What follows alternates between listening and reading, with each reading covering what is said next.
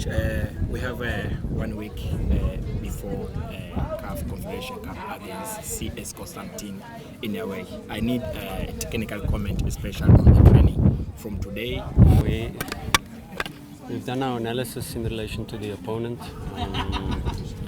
Today's match day -8, so we're putting in some details that we might expect, some details that will help us. In the away match, we expect a hostile crowd, we expect a tough match. If you talk about the group stage and you talk about one match that's going to be the most difficult, I think it will be Constantine, top of the log in Algeria, winning away from home in Tunisia.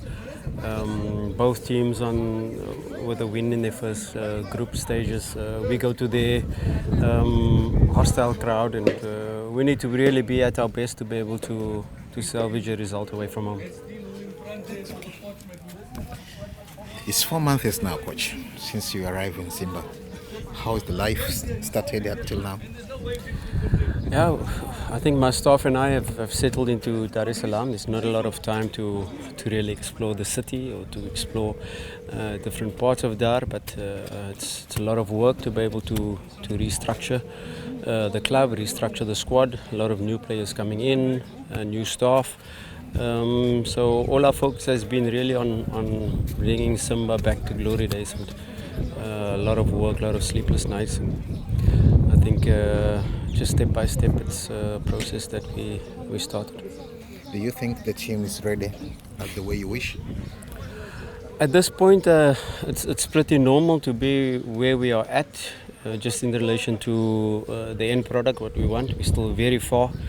You can say we're only playing at 60-70% of our potential. So still a long way to go in where we want the team to be, but I think we're getting there slowly. It's a very tough season, which Simba fans, they're expecting a lot from a loss of 3 seasons. How do you see? It's an easy job to take to where Simba is supposed to be?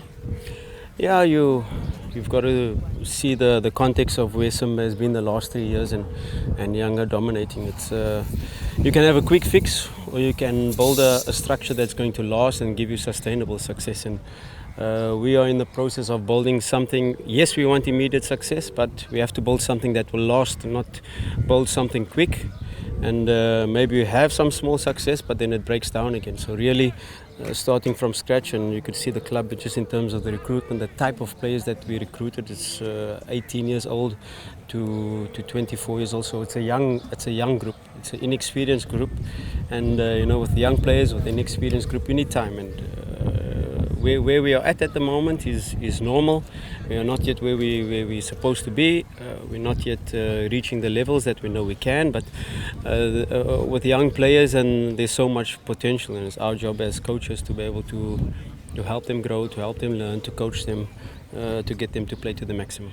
Building is a process. Can we expect a lot of changes or some of the changes in the coming window? Mpanzu is already one change that comes in. It's not very easy to find players that are available on the market that can immediately affect the squad. And of course, like I said, some players take longer than others to adapt. A new coach, new players, different environment, big club. They need a bit more time, and we still haven't seen the best of most of these players, and we want to give them time to grow, to be able to help them achieve their best level possible. So if there is someone available that is immediately going to improve the squad, improve the starting lineup, of course we will look at it, but at the moment Mpanzu is the one that comes in. Part of the game, part of their team, which area do you think it needs some restructure? Or improvement? No, I don't think there's any area that needs restructure. It's just to find a level of player. An example, Mpanzu will come in and immediately challenge for starting lineup place, and that is the level of players, not just to sign a player that is going to come and add the numbers. At this moment and in this window, we need players if they are available, to come in and immediately improve the team and improve the starting lineup. And at the moment, there's not many available, so if nothing comes up, we'll stick to the same squad. Do you wish to have Mpanzo now if the regulations is clear? Of course, we've got 2 more matches, and he'll be playing after the next. He won't play the next 2 matches, but then he'll be available for us. So we're really looking forward to it. Which Mpanzo is which type of player? The way you see him you saw him in the training. Yeah, he's adapted to our way we play. That's a good thing that he was able to train, and he's gone through his own individual periodization plan. And his fitness is now at a good level. Of course, still now 2 weeks to go to push him to be ready for Ken Gold. What type of quality is he having? He's a player that can play on either positions in the up front. He can play on the left, he can play on the right, he can play as a number 10, he can even play as a second striker, number 9. So he's a player with skills in 1-against-1. He's a player that can score goals, he's a player that can make movements in behind, and a player that can play in between the lines. So it's our job to be able to find the position where he's going to excel, where he's going to fit into the team. We don't change now because Mpanzo comes in and we change our whole structure. No, he has to come in and fit into the structure, and so far it looks good. How do you see Tanzania in the Premier League levels? Yeah, the league is getting more and more tough. Any match you can drop points, you can lose. The level is improving, and I see it improving week by week. In the first couple of weeks, perhaps the teams were not yet ready, registering players, not doing a proper pre-season perhaps. But as you can see, as the league is going on, the matches are becoming more and more difficult, and the level is very high. And of course, the top 4 clubs are on a very high level compared to the rest of Africa. You can't play well in every game. Sometimes ups and downs, it's there. Like last game, some of the fans there, okay, we win, but we're not playing well. How do you see this? It's a challenge for the team, or there is a pressure behind that game? No, our last match we played Al Ahly Tripoli was so far back, and getting used to back the level of CAF takes time, and we can only improve as the group goes. It was not our best performance, especially in the second half, and we already did the analysis on that to try to improve that. But we have to be ready now when we go away from home, and we have to improve and lift the level immediately coming to the SCAF games. It's a different level, it's a different mindset, and it's a different mentality we've got to have in matches like these. We learn from it, we will grow, but it's completely different match when we go away from home. Just a simple analysis for your group stage. Your group, how do you see Simba in that position, and how do you see the future of that group? It's a very tough group. Sfaxien is a big club. They have their history in both CAF competition and in Champions League.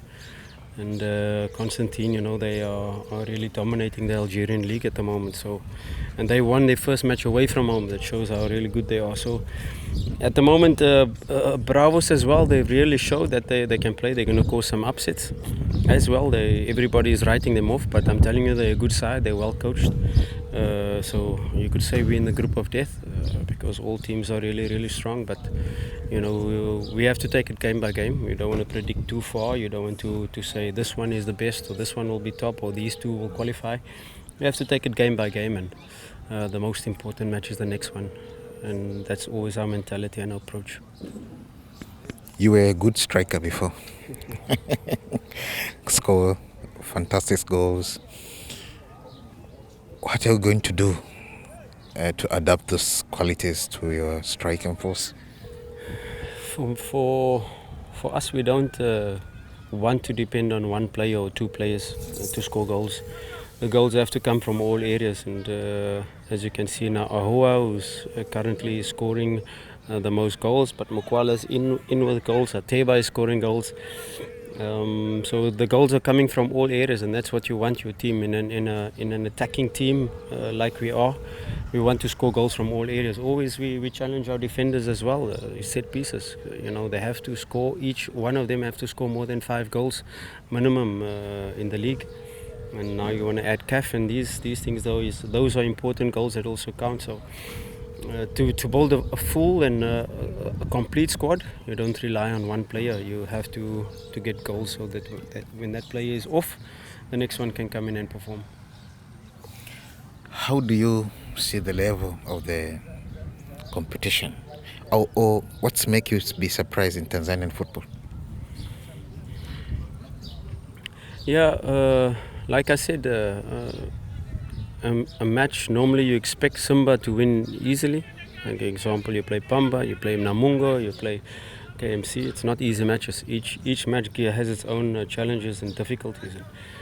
Any team can beat any team at this moment in time. So what I'm very surprised at is the level of the local Tanzanian player. We have very, very talented players in Tanzania. And yes, they need the right coaching, they need the right guidance, but the natural raw talent is there. That gives me the energy, the excitement to develop these players. An example, I use Ladaki Chasambe, 20 years old, but I don't care about age. If he's ready, he will play, and so we try to create that competition within that squad, that if you are performing, if you are working hard, if you are doing the job what we want, you will play. Sometimes in a race of success like this, you have to see or even look for your neighbors. How do you take the challenge against young Africans who they already sacked the coach and have a new coach?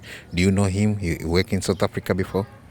Yeah, he's a friend of mine, Seyed Ramovic. He's a good coach. I think they've signed a very good coach that he needs time to be able to adapt his philosophy into the team. But yeah, always a good style of play, attacking style of play, and I expect him to do well.